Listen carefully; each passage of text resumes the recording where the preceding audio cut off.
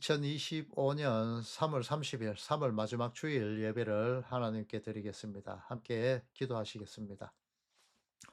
사랑의 아버지 하나님, 새 언약의 안으로 들어가 새 언약의 백성이 되기를 원하여서 나 자신을 섬기던 신으로 섬기던 그곳에서 내려와 하나님 앞으로 돌아와 하나님께 무릎 꿇습니다. 하나님만이 나의 주님이 되셔서 나의 삶을 주장해 주시옵고 주님의 말씀을 들으며 새 언약으로 사랑의 말씀으로 잘 알아듣는 귀가 열리도록 허락해 주옵소서. 그리스도의 신 예수님 이름으로 기도드립니다. 아멘.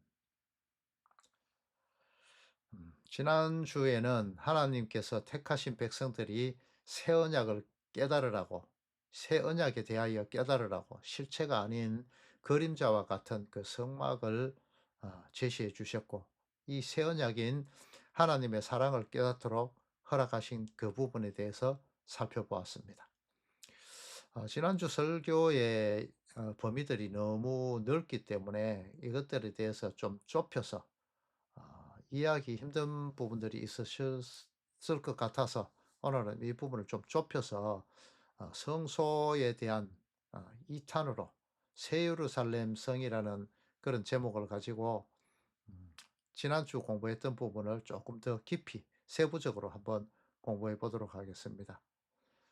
말씀은 지난주와 같은 히브리서 9장 1절부터 10절까지의 말씀입니다. 함께 읽어보도록 하겠습니다.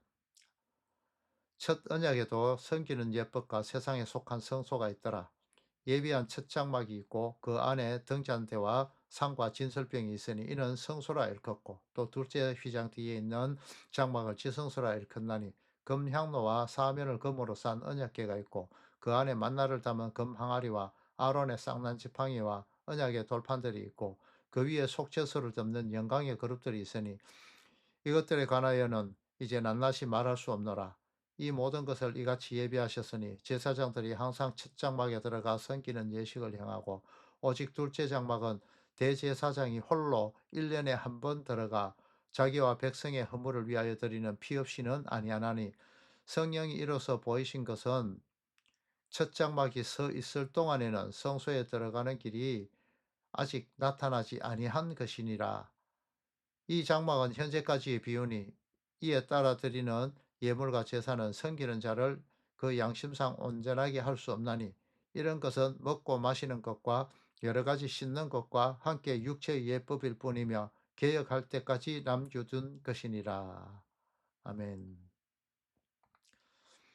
오늘 주로 성경 본문의 말씀을 자세히 다루는 데에 그 초점을 성경 본문 말씀, 오늘 쓰여진 본문 말씀을 자세하게 살펴보는 데 주력하도록 하겠습니다. 먼저 지난주에 그 도표 부분에 대해서 아까 말씀드린 것처럼 조금 수정한 부분이 있으니까 그 부분이 띄어졌을 때 자세히 한번 보시기 바랍니다.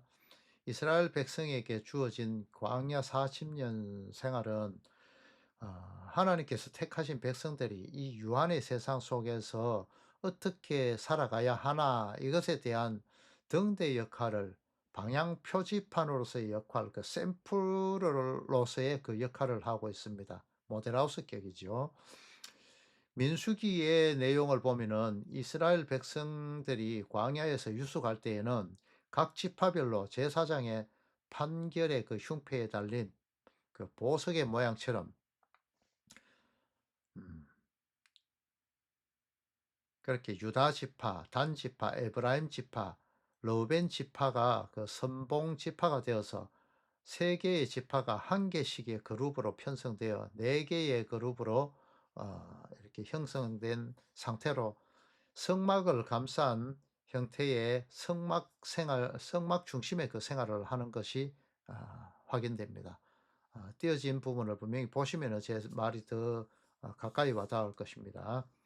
그 중심의 성막 가까이에는 레위 지파의 사람들이 진을 치고 있었기 때문에 다른 지파 사람들이 가까이 올 수가 없었죠. 그리고 그 가까이 오면은 레위 지파에 의해서 죽음을 맞이하게 되었습니다.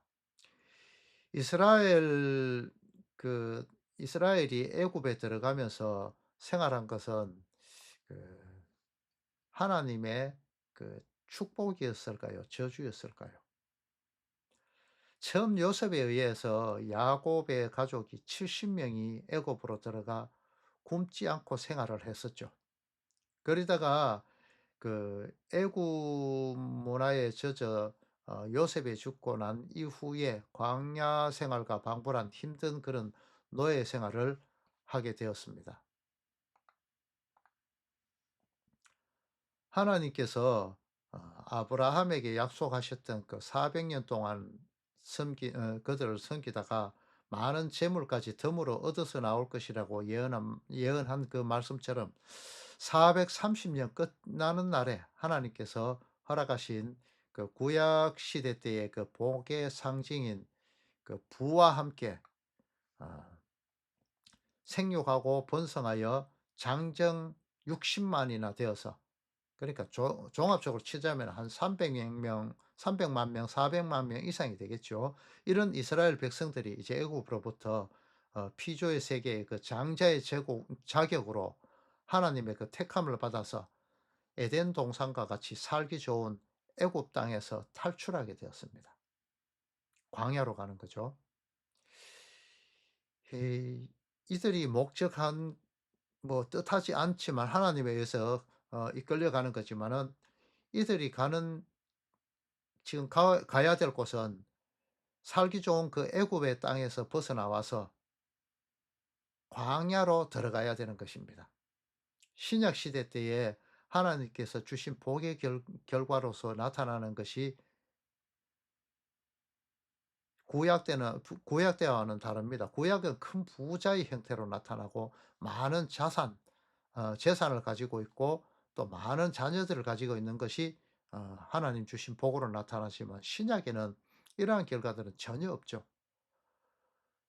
그것은 그리스도라는 복음의 씨앗이 길가밭, 돌짝밭, 가시밭 같은 그런 건강석과 같이 단단하고 목이 뻣뻣한 백성에게 떨어져서 하나님께서 다스리시는 그 옥토밭이 되어서 많은 결실이 맺어지는 것, 그것이 바로 귀머거리, 안전뱅이, 벙어리였던 택하심을 받은 그 백성들의 귀가 뚫리게 되어서, 예, 율법을 섬기던 그 상태에서 말입니다. 여기서 귀가 뚫리게 되어서 그리스도의 복음을 알아듣고 그 율법의 자리에서 일어나서 그리스도의 올바른 복음을 전하는 자의 자리에까지 이르게 되는 것, 그것이 그리스도로 인해서 광야 생활인 구약적 시대를 통해서 맛보았던 많은 재물, 부자로서의 삶, 율법적인 삶인 그 애굽의 괴롭힘을 받는 400년의 생활에서 벗어나게 되고, 이제 신앙적인 삶인 예수 그리스도라는 큰 재물을 얻게 되고, 나그네의 삶을 청산하게 되고, 성도의 본향인 하나님께서 다스리시는 그 다스림을 받게 되는 그리스도인으로서의 천국으로서의 그 삶을 살게 되는 것, 이것이 하나님 나라의 부자임을 깨닫게 되는 그런 상황이 닥치게 되는데, 이것이 바로 성도의 삶인 것입니다.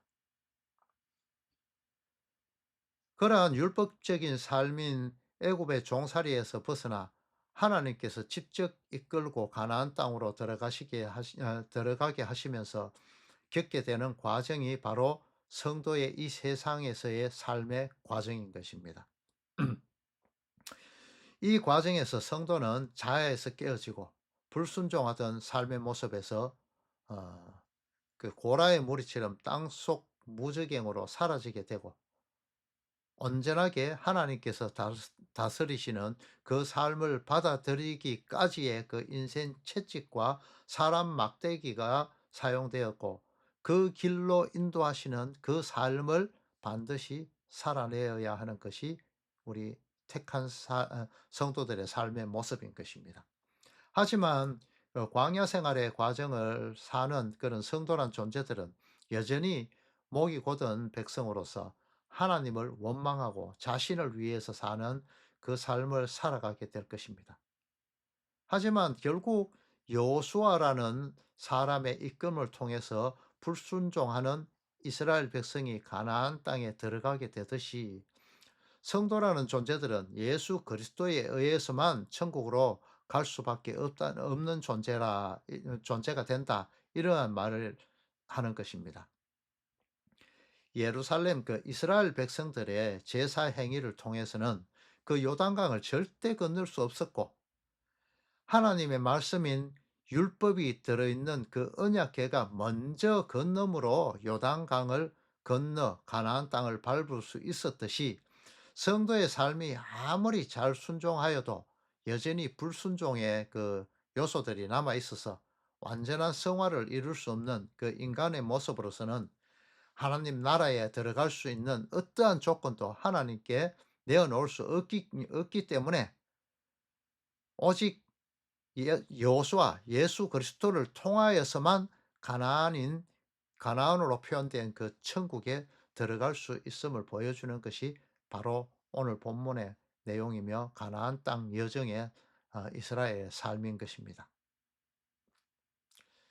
이스라엘 백성들은 이 광야에서 하나님의 이끄심으로 모든 나라와 민족들이 그들을 두려워할 수 있는 그런 존재가 된 만큼, 많은 규모의 부유한 그런 대규모의 그런 민족이 되었습니다. 성도가 예수님을 믿고 그 안에서 살게 될 때 큰 부자가 되며, 이것이 큰 부자죠. 이렇게 세상은 그 성도들을 함부로 할 수 없는 그 부자로 보일 수밖에 없게 되는 것입니다. 영적으로 충만할 때 말이죠. 그래서 바울은 감옥 속에 있으면서도 너희들도 나와 같았으면 좋겠다, 이렇게 표현을 하죠. 이것은 성도들의 삶이 문화가 발달하고 살기 편한 세상의 삶인 그 애굽적인 삶을 버리고, 광야와 같았지만 그곳에는 반석을 통해서 물이 공급되었고 하늘에서 내려오는 일용할 양식이 주어지는 곳임을 깨닫고, 오직 줄이고 목마르지 않도록 하시는 그리스도 예수님만을 바라보는 그 그러한 삶을 살아야 하는, 좁고 협착한 길을 가야 하는 크리스찬의 길이 바로 광야의 생활의 길인 것입니다. 이 땅의 크리스찬으로서 삶의 길이다, 이 말이죠.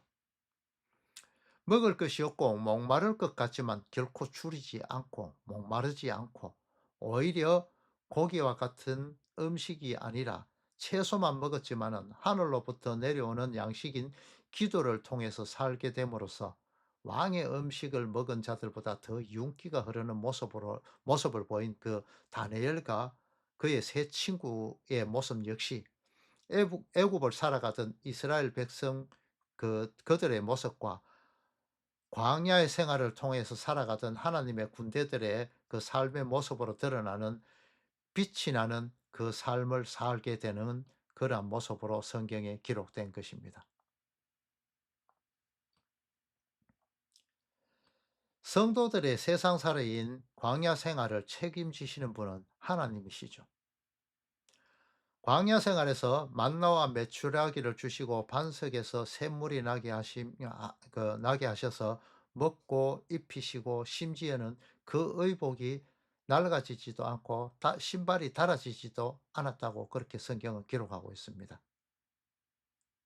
하늘로부터 오신 만나 예수 그리스도로 인해서 이 유한의 삶을 살아가는 삶을 살지만은, 이 천국의 삶을 사는 것이 바로 성도의 삶이어야만 하는 것입니다.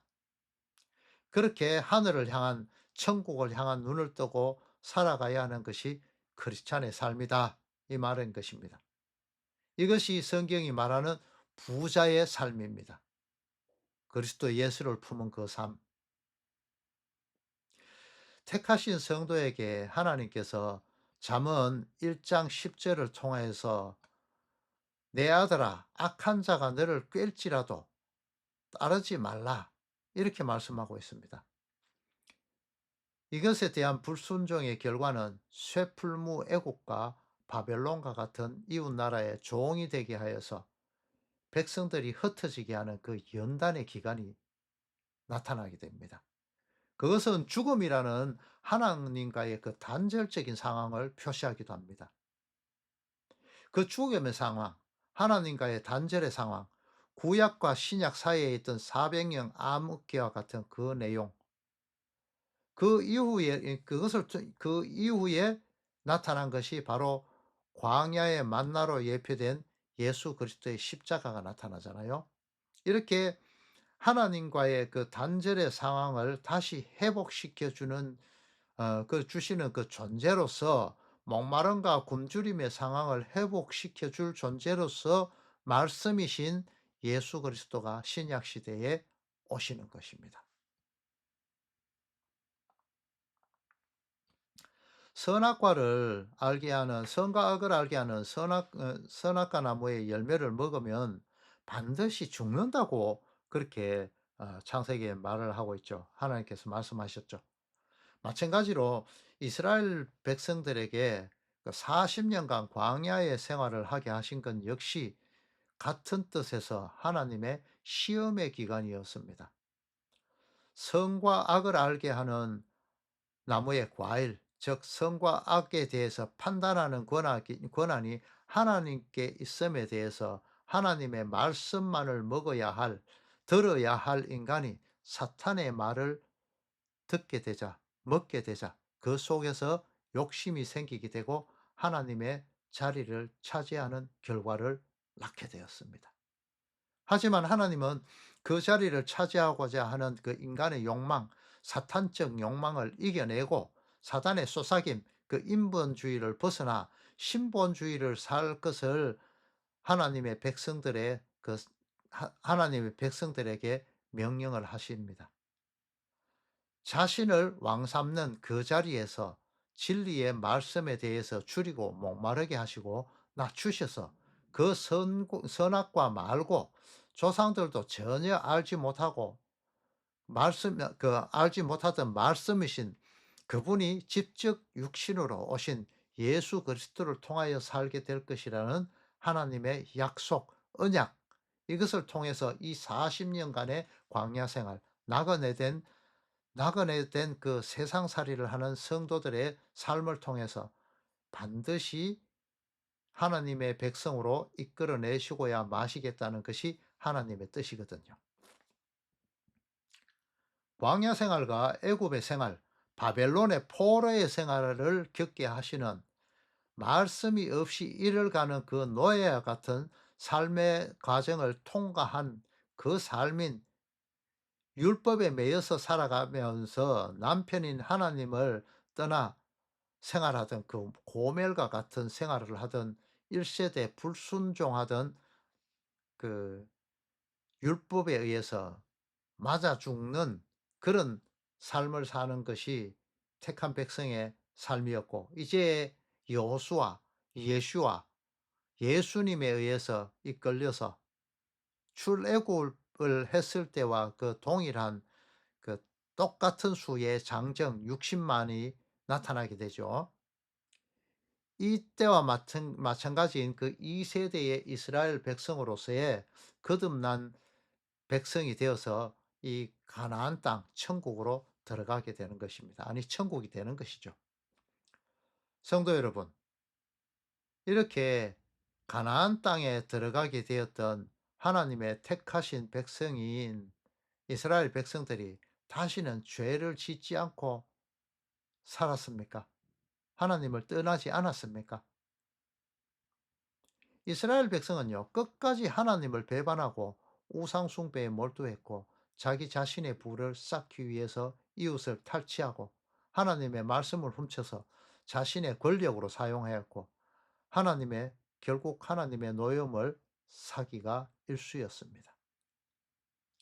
그러니까 이스라엘 백성이 가나안 땅에 들어갈 수 있었던 것은 이스라엘 백성의 그 의 때문이 아니라 하나님의 예정하시고 작정하심에 의한 것이고, 그것에 순종한 여호수아 때문에, 여호수아 그 한 사람 때문에 가나안 땅에 들어갈 수 있었던 것입니다. 성도의 열심으로, 성도의 노력으로, 성도의 그 청빈한 삶을 통하여서 그들이 천국에 들어갈 수 있었던 것이 아니란 말이죠. 성도의 노력, 성도의 열심, 성도의 율법 지킴은 천국에 들어갈 수 있는 조건이 1도 될 수가 없다는 것입니다.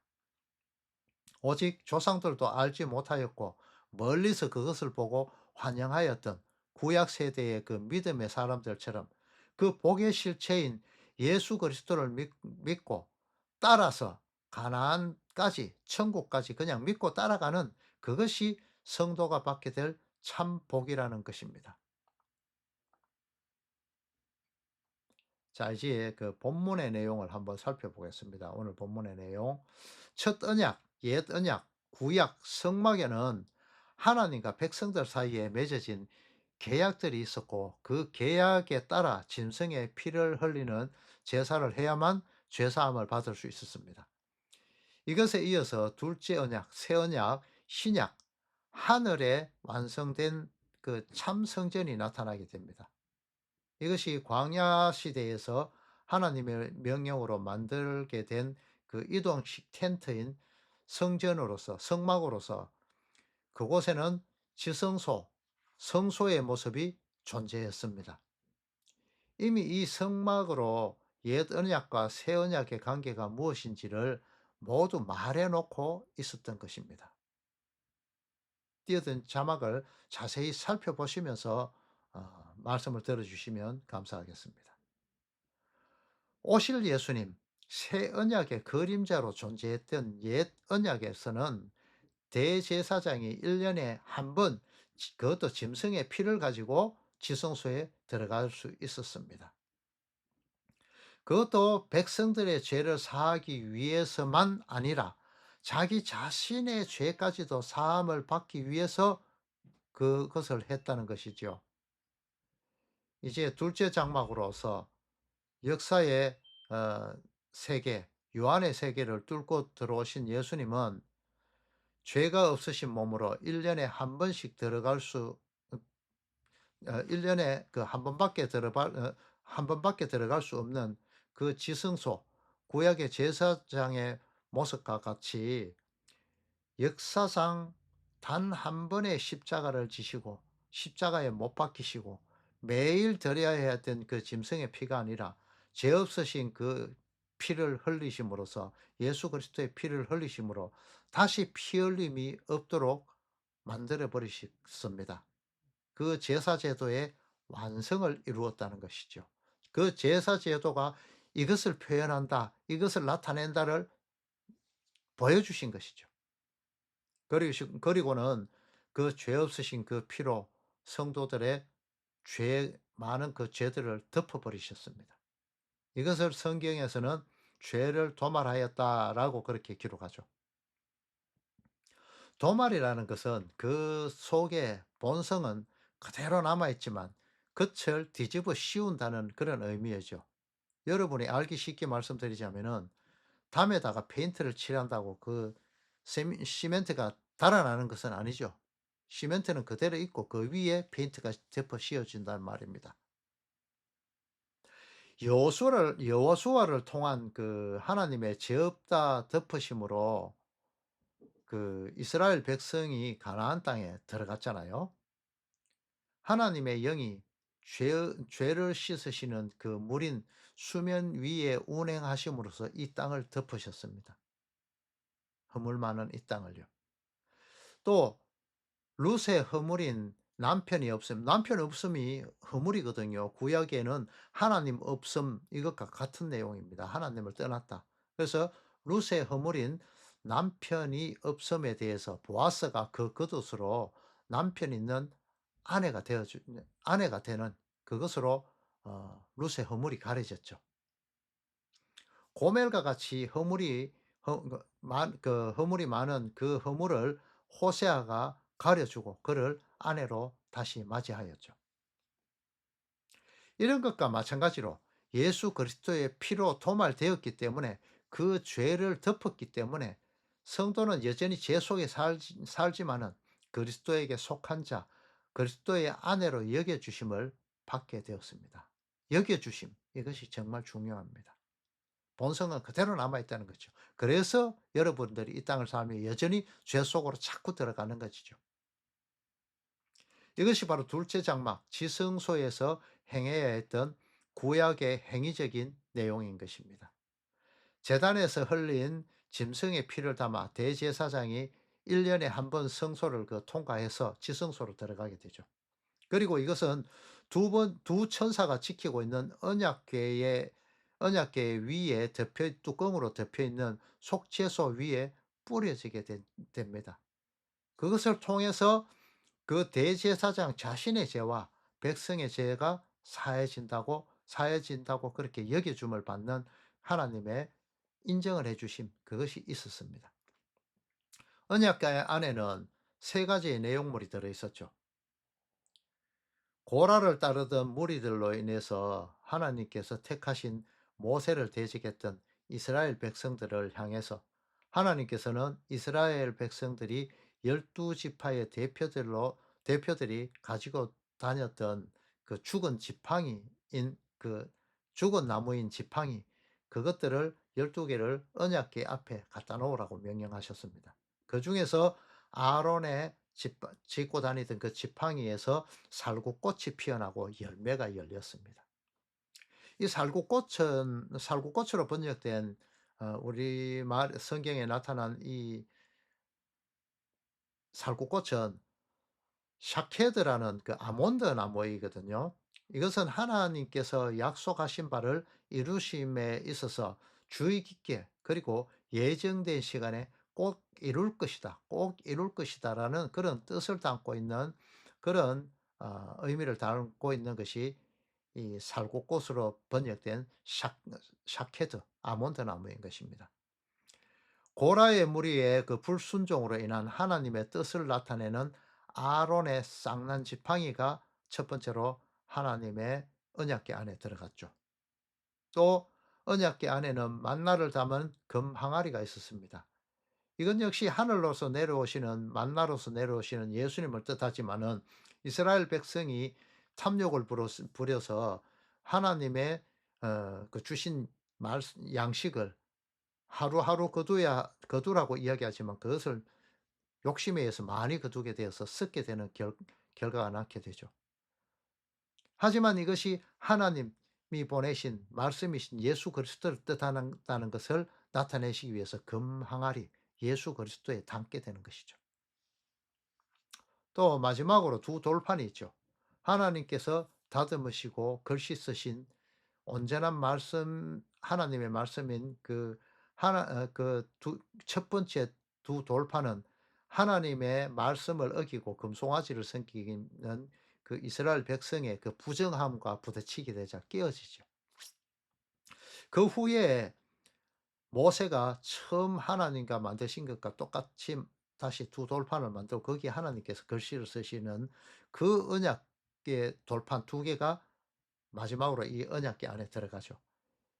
이것은 인간의 실패적인 모습을 보여주는 것입니다. 세 개 다가 하나님의 말씀에 어긋나게 인간의 욕심을 따라가는 인간의 모습들을 보여주고 그 위에 속죄소가 뚜껑이 덮여지게 되고 그 위에 언약의 피가 뿌려짐으로 인해서 죄 사함을 받는 그 세 가지 잘못된 것들이 사함을 받게 되는 그것을 나타내는 것입니다.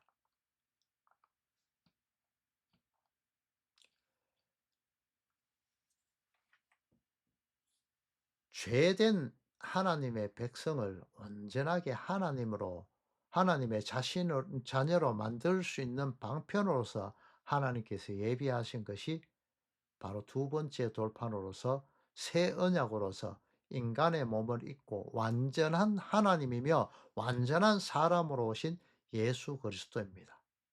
이 인간의 모든 불순종을 덮어버리시고 말이죠. 이 덮으심, 이것도 정말 중요한 말입니다. 이렇게 언약궤 안에 들어있는 세 가지 물건들은 모두 인간의 실패를 나타내고 있는데 정사각형인 네모 반듯한 지성소 안에 있는 언약궤는 길이가 두 규빗 반, 너비가 한 규빗 반, 높이가 한 규빗 반으로 되어 있었습니다. 이것은 계시록에 나오는 거룩한 성 새 예루살렘을 청량했을 때 정육면체가 되었던 것과는 좀 비교가 되죠. 직육면체죠. 완성되지 못한 천국을 나타내는 겁니다. 이 땅에서의 하나님의 임재를 나타내는 거죠. 그렇기에 그 위에 속죄소가 뚜껑으로 덮여 있고, 그것은 1년에 한 번 대제사장에 의해서 짐승의 피가 뿌려지게 되고, 그것을 통해서 불완전한 그 불완전함을 사하는 그 제사함의 행위가 늘 항상 해마다 이어졌는 것이죠. 그 불완전한 제사함의 행위를 통해서 하나님의 그 언약은 계속해서 갱신되어졌고, 이스라엘 백성은 그 언약을 인해서 쪼개어짐, 사망에 대한 유보를 받게 되었습니다. 완전한 것이 올 때에 짐승들의 피를 흘리는 그 살해 행위는, 그때까지 그 살해 행위는 계속되었습니다. 완전한 것이 올 때까지. 하지만 8절에 기록된 것처럼 이 피 흘림으로써 사함을 받게 되는 것으로 여겨짐을 받는 첫 장막에 서 있을 동안에는 성소에 들어가는 길이 아직 나타나지 않았다라고 이렇게 히브리서에서 기록되고 있죠.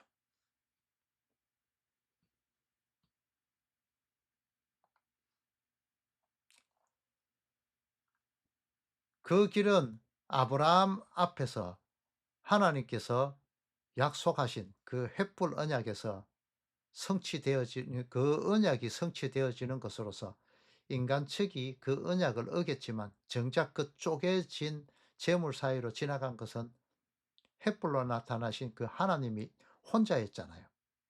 이 언약의 성취를 위해서 성자 하나님께서 그 두 쪽으로 쪼개어 놓은 그 재물처럼 십자가에서 쪼개지심으로써 횃불 언약의 완성을 이루시는 것입니다. 그것이 창세기에 기록된 하나님 책에서 이미 아신바된 인간의 실패를 통하여서 하나님이 그 길이 나타나실 것을 예정하셨던 것입니다. 하나님께서 아담과 하와가 선과 악을 알게 하는 나무의 실과를 따먹을 줄 몰랐겠습니까? 저는 그렇게 보지 않습니다. 하나님께서 그것을 모르셨다면 전능전지하신 하나님이 아닌 것이 되겠죠.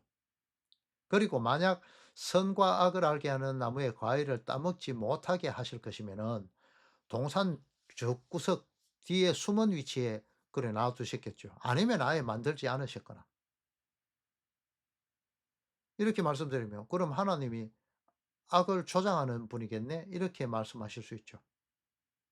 끝까지 잘 들어보시기 바랍니다. 하나님은 생명나무와 함께 선악을 알게 하는 나무를 동산 가운데 심어 두셨어요. 이것은 그 과일을 따먹고 인본주의적인 삶을 살면서 불순종하는 그 삶이 어떠한 삶에 이르게 되며 순종하는 삶의 결과가 어떠한 것인지를 결국은 그 불순종의 삶을 통해서 배우고 오라는 그 시험의 기간이었던 것입니다. 결국 따먹으라고 나눈 것이라는 것이죠. 천국 백성을 삼으시기 위해서 천국에 딱 맞는 합당한 백성으로 삼기 위해서 말이죠.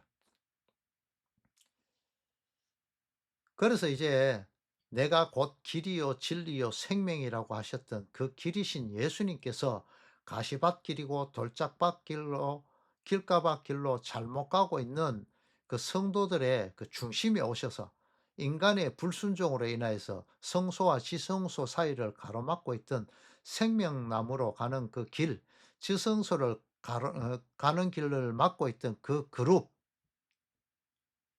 에덴 동산에 에서 말입니다.